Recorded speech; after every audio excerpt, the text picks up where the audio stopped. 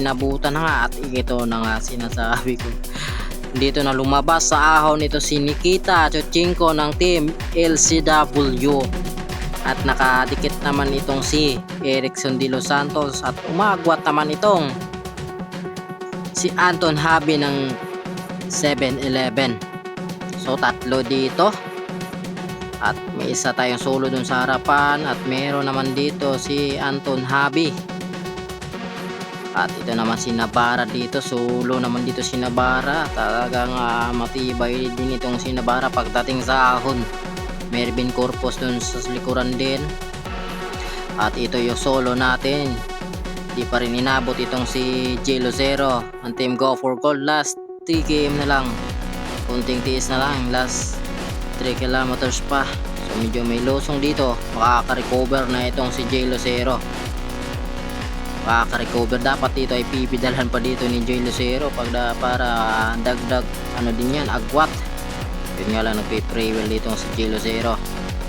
So ito na si J Lucero. At dito may nagabol si Nikita, si Ivan Anisimov at saka si Naslim andito na sa ano. At ito na rin yung tatlo naghahabol din dito. Magandang laban talaga dito talaga magkakaalaman sa ahon dahil matarik yung ahon na talaga. Climber talaga dito ang mananahiga. So inabot na nga ito si J Lucero. At ito si Nikita Chochinko ng Team LCW. At ito na nga mukhang tutuhugin na sila dito ni Anton Habi ng 7-Eleven. Grabe talaga ito si Anton Habi. Nahihirapan na itong dalawa pero si Anton Habi ang tulin dahil press pa yan dahil peloton, dahil hinatak ng kakampi niya. Kaya dito dumikit dito at ito na nga ang sinasabi talaga.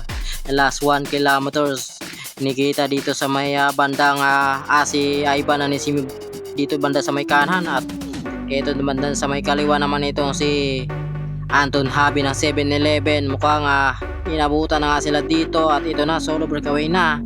Ito si Anton Habi na Team 7-Eleven. Pinakala sila dito ni Anton Habi dahil press pa to, dahil galing peloton. Dahil itong si J Lucero at saka itong si Ivan Anisimov galing peloton, galing breakaway. Drugi yan dahil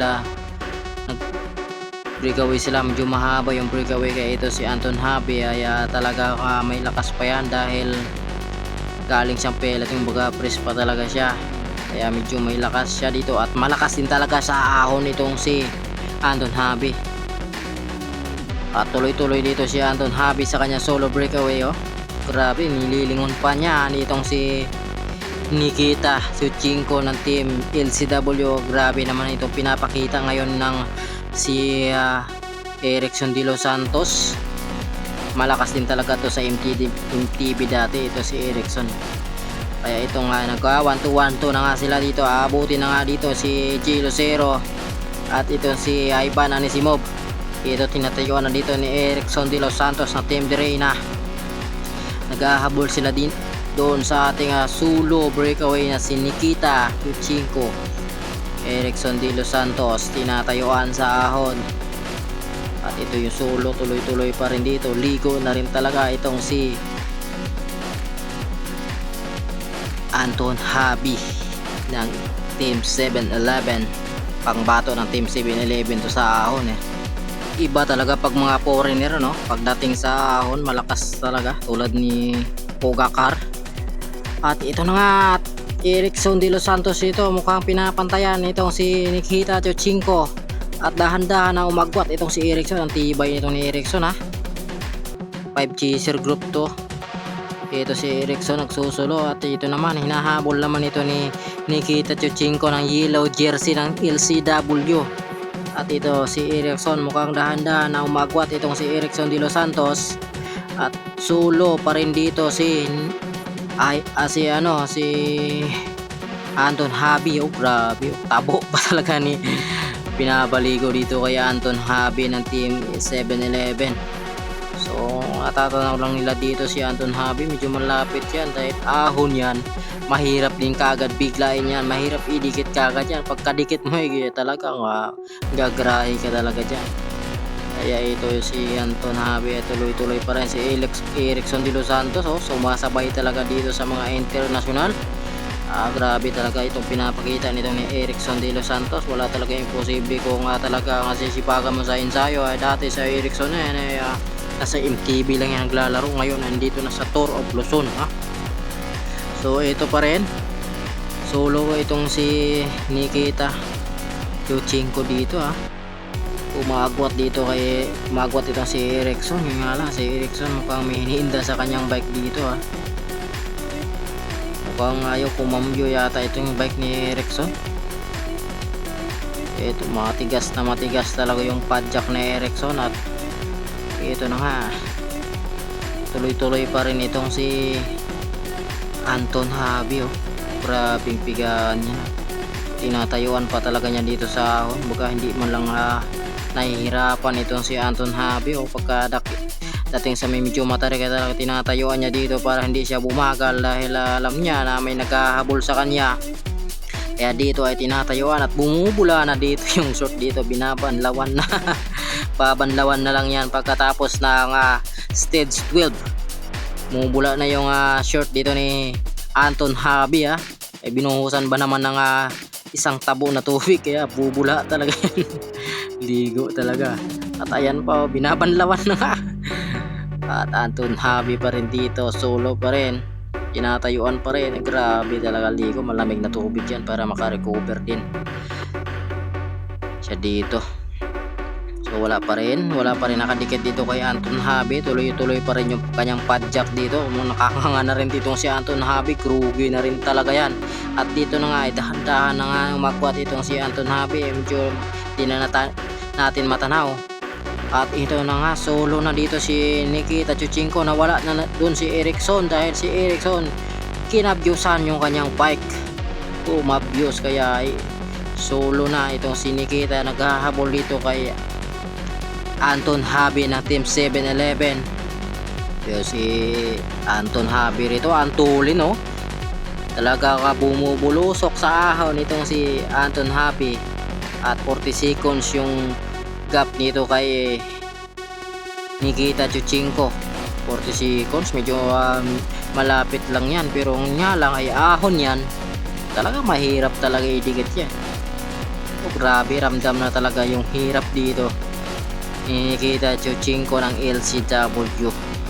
At ito, dalawa natin Erickson, sayang si Erickson kung hindi sana nakabyusan ng kadena yon ay malamang baka mag sikon pa dito kay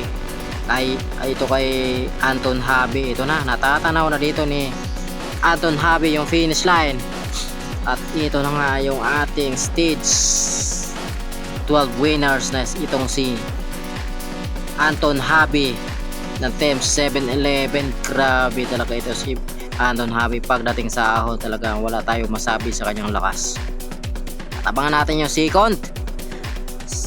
Ito, magsisikon na nga itong si Nikita Chuchenko ng Team SCW number 1, 2, 3. Itong si Nikita Chuchenko.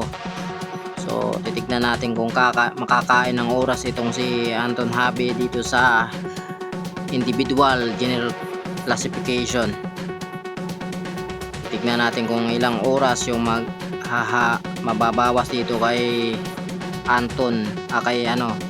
Nikita Chuchenko. So pangalawa natin itong si Nikita ng LCW. Abangan natin yung third, kung sino ang unang lalabas dito. Grabe talaga yung hirap dito.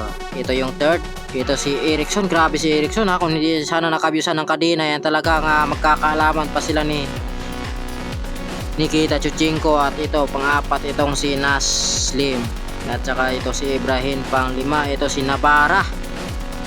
Grabe si Navarra, last pack talaga.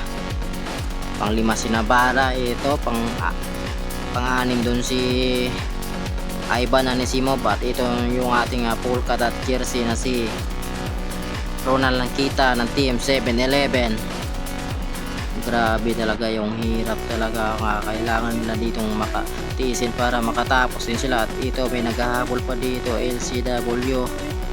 At ito, grabe talaga, laspag na laspag talaga itong si Ronilan Kita, grabe talaga. At ito isang team Pangasinan din. At ito Malaysian Rider. So ito may isa dito, Team Sul.